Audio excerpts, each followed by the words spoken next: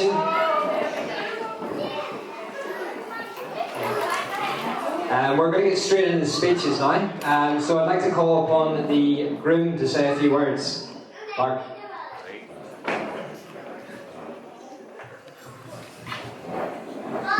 Thank you very much, Ross. I don't think I could have done as well as you did. And well, I don't know if I would dare say what you say.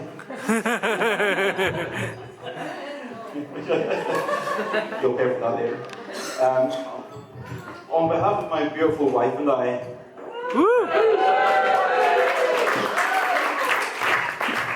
I'd just like to welcome everyone here. Firstly, sorry. I must apologise if I sound nervous. If standing up in front of you speaking isn't bad enough, later on I have to dance in front of you all. That's not good. We are truly overwhelmed by the number of people that have made a huge journey here from Australia, Hong Kong, England, Scotland, or Ballymena. And the very generous gifts that we've received, and probably more so even to come. We intend to thank you all personally through the course of the night, but if we don't manage it, just know that we appreciate it very much. I don't even know how else to say that. Equally, we're sad to say some friends and family couldn't make it here today for geographical reasons, or just the sheer fact that today's Tuesday. But they sent their best wishes and we appreciate that. So the in-laws.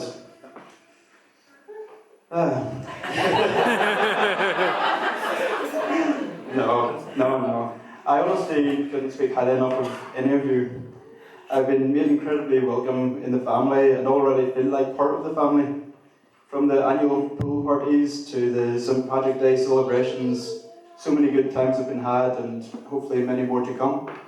To Deborah and John, that's Hannah's mum and grandfather, have been incredibly generous and supportive over the last year. And for the wedding preparations, you've been invaluable. I couldn't have asked for a better extended family. Mum and Dad, I don't even know what to say. You've been my rock, my guide, my moral compass, and everything a young man needs. The preparation of today couldn't have been possible without both of you. Now, the bridesmaids. I think we can all agree that you're all looking beautiful. And you've all been so supportive this past few months. Though I have to admit, I'm a mixture of scared and happy to say that I'll be gaining 3 big sisters and my first wee sister. As well as a brother. But we've got the brothers thing sorted. But ladies, I'm sorry to say, you've all been completely overshadowed today by my beautiful new wife.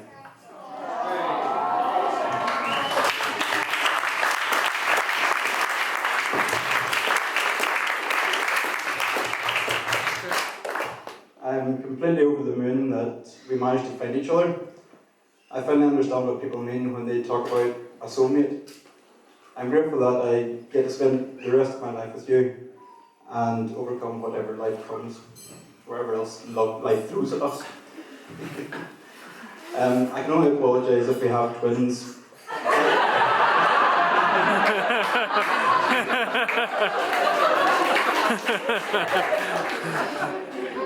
It just seems to run in the family.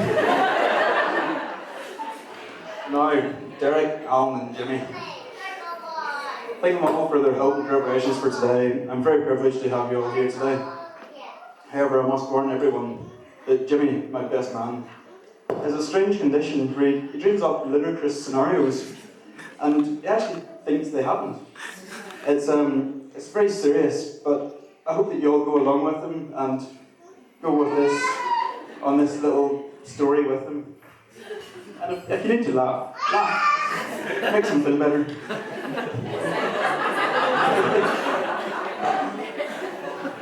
Lastly, I'd like to thank everyone involved in organising today, including the Minister for the beautiful service, Pamela McAfee, over here, for making the amazing cake.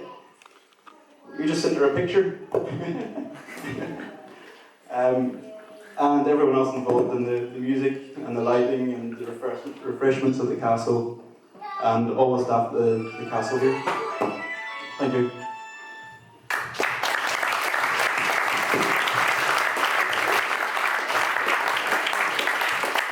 Okay, folks, up next we've got the best man. Strap yourselves in. Give him a hand.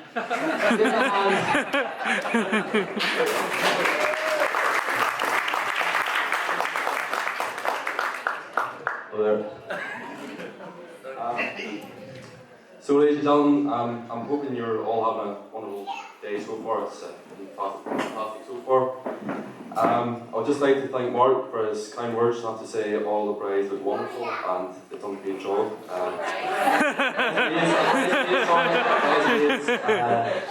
They're only eclipsed by Hannah herself. I'm sure you'll agree she looks absolutely stunning. And I have to compliment all the men on the group side too. We don't.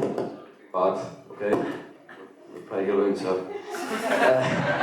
And as yourself, Mark, you scrubbed up well for the occasion. I have to admit, I had a bit of dip last night in a fountain at one of our local restaurants, and I have to say it's done wonders for him. It's like it's fountain of youth, yeah. By the way, for those who don't know who I am, I'm James Sells, so I have the honour of being Mark's best man, and for those of you who do know me, yes, believe it or not, I am Mark's best man. To be fair to Mark, he didn't have an easy task in picking the best man. The competition was pretty fierce. First he phoned his most handsome friend and he said no. And then phoned his most intelligent friend and he said no. And he phoned his most trusted friend and he said no. So I think things are getting a bit tough, and I think it's getting a bit, sort of anxious and stuff. So I get this phone call the whole way from Australia, and it's like, Jimmy, you're the best man, get a bit tough. So I said, you're right, Mark, no problem. That would be cruel to say no for a fourth time. All those phone calls must be costing a fortune. So before we go any further, I'd just like to speak for everyone here, and I'd just like to thank Mark and Hannah for letting us share this best occasion. So it's I'm enjoying myself so far. So far, so good.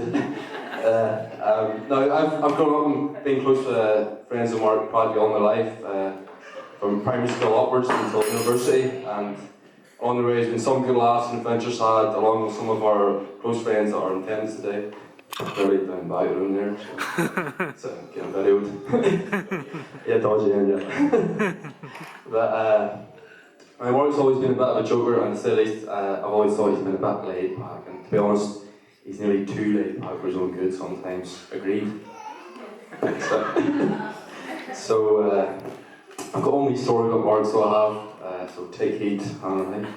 So on this occasion, we were all pupils at Cambridge House. For all of us that had cars, we thought we would do a lap of to school on the last day, right? Do you remember this story, Mark? So we thought we'd do about a lap of, and I say a lap of, to use the term loosely, basically have a bit of fun and drive up around the gravel hockey pitches pulling handbrake turns and create a lot of dust and mayhem. So to the displeasure of the teachers. However, a little bit of chaos was to ensue. So sorry, Mark, I don't really know who knows this part of the story, but basically Mark crashed his car, so he did. Right? He crashed his car. His Rover 200, his pride and joy. Straight into more people's car, and of all the cars he crashed into, it was a Mini Nero, right? The smoke caught was nobody else but Mark.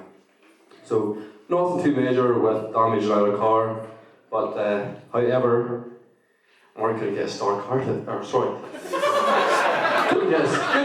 get his car started for a few minutes, and you never seen a more panic-stricken, anger man in your life. He was like a wild animal, that's what he was. Basically a wild animal escaped me, so you just couldn't control him. And to make matters worse, that was all caught on video, so it was. Do you remember that? It was caught on video. I don't know if we've got the video here today, but I can't remember. Ross, we got the video, no? Ross, take it on video. That's right. There's neighbours. Don't worry about it, we don't have it, just keep an age there. So, anyways, Hannah, what I'm just going to say is, when you're going your honeymoon across Europe, just look out for many narrows when he's driving, because there's a good chance he'll crash into one. So, have you, that's right. Not going to get very far then. But in all honesty, Mark, you've been a great friend all these years. And I'm thankful I've known you for so long, and Hannah is a really great guy, so yes, I have to admit he is. And it's been an honour being your best man for the day. Hannah, yourself, you look absolutely stunning, as I said before. I know I haven't known you very long, but you're a really nice girl, and I know I'm sure Morgan's a really lucky guy to have you. So, congratulations to the bride and groom. So, I'd just like you all to stand and raise your glasses to a healthy, happy, fun-filled life together to you it. To Morgan and Hannah.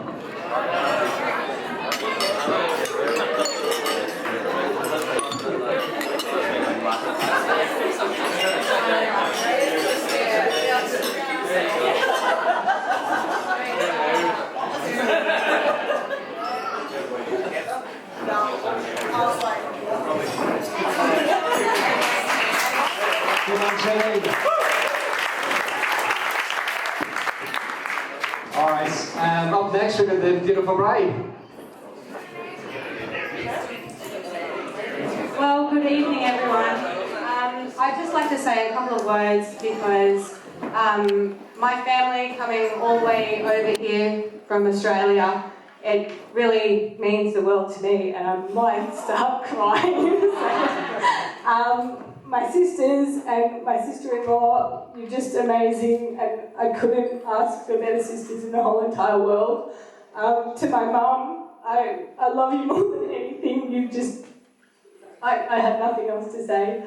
My grandpa, he's been there for our family through thick, through thin, and he's just the patriarch of the family. Everybody knows that. He was even picking the chicken at our family dinner the other day. He's the only person who's not allowed to pick in my kitchen.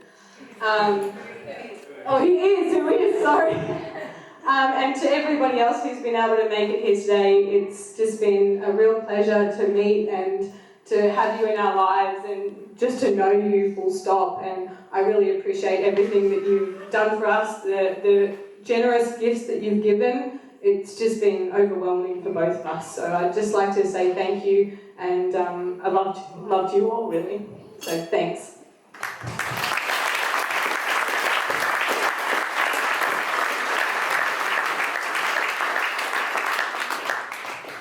Okay, a few of Hannah's sisters are now going to say a few words. We've got Evelyn Nora and Charlotte Rose. Thanks. Just a few sisters. Hi, I'm Emily Nora, by the way. I'm the second sister. And I'm Charlotte Rose, I'm the wee sister. So, Hannah and Mark have a real love story. But before we get into that, we thought we'd like to give you a bit of background about our beautiful bride. As her sisters, we've known her for 29, 27 for me. years. From her beginnings as a side-ponied, head-turning little girl, the second youngest of 5, she was always striving for attention. It also meant that she was very competitive, or became very competitive. And actually we all are. We're very competitive. Yeah. But give it to me. But we're able to put that competitiveness aside for a minute. Just to agree that there are some things that Hannah is the best at. Okay, so she's the best at a few things. She's very good at loud whistling. And here's an example of that. I'll show you mine.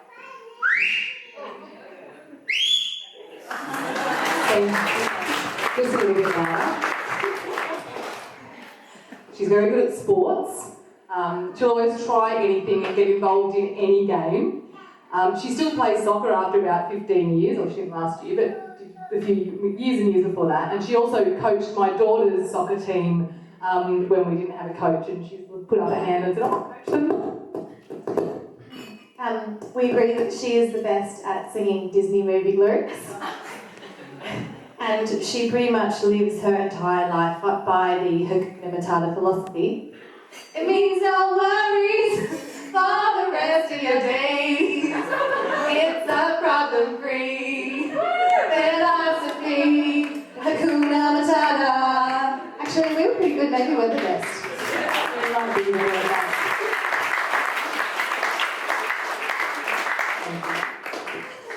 She's also very good at breaking bones, mostly her own.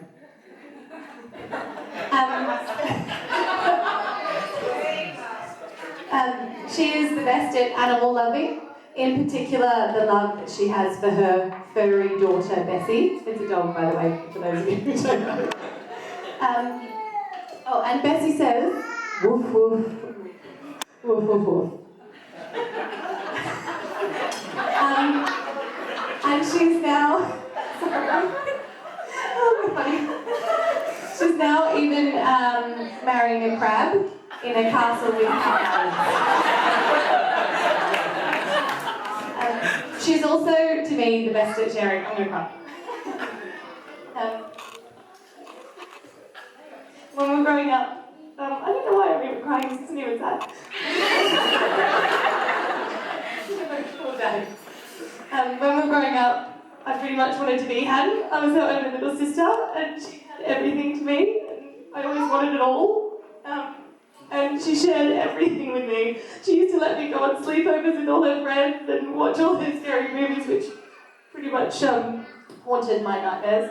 And she also let me steal her Disney sing-along song videos, which is obviously why I'm so good at singing them now too. And I also wouldn't be surprised if in a year everyone's back here for my own wedding, because I'll want everything that she has today too.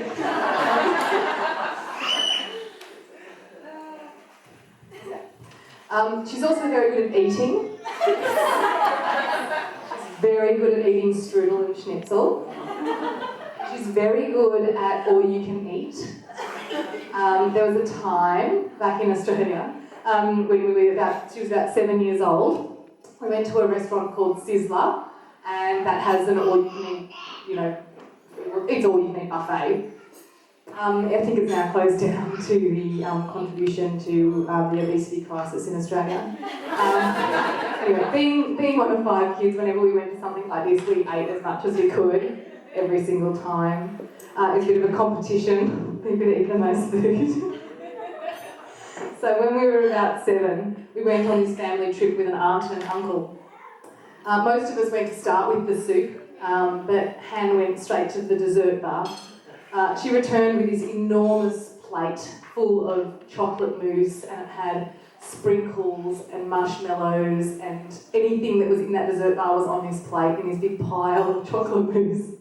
Anyway, my uncle came back and he said, that's a bit greedy. I don't think you're going to eat all of that, so you're not meant to fill your plate up with things like that. Anyway, he was quite angry, so he kind of went away, and then he came back and her plate had been scraped clean. And he said, oh, I'm sorry I got cranky at you, I didn't think you were going to eat it. And she said, I didn't, I put it back.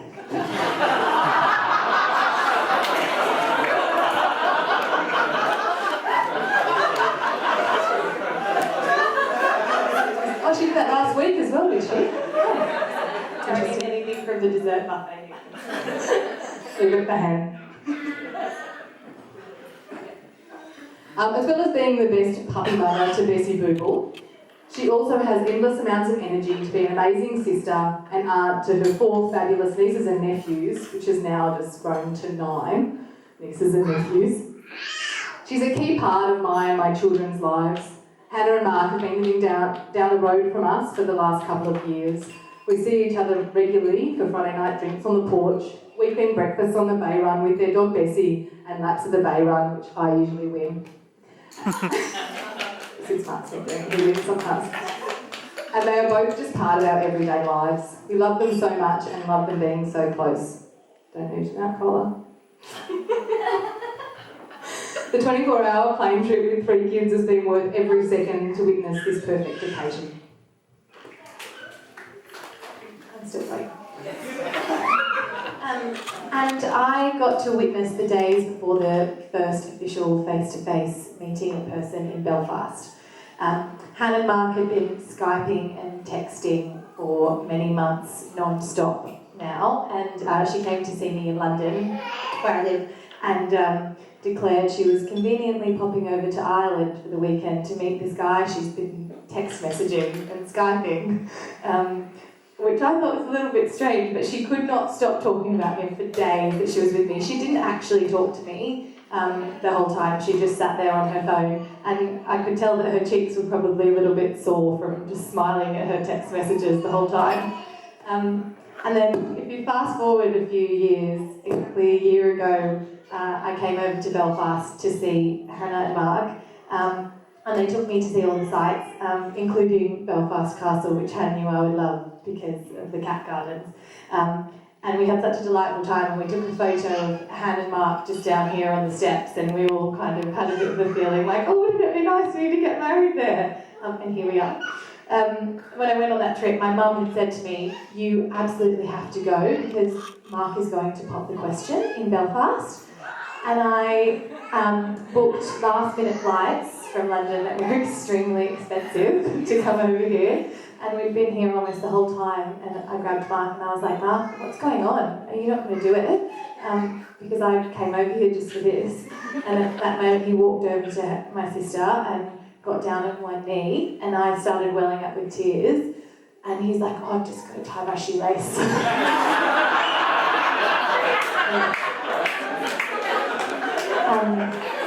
He did it quite a few times, and every single time, being the sucker that I am, I was on the verge of tears, that I almost didn't believe it when it actually did happen.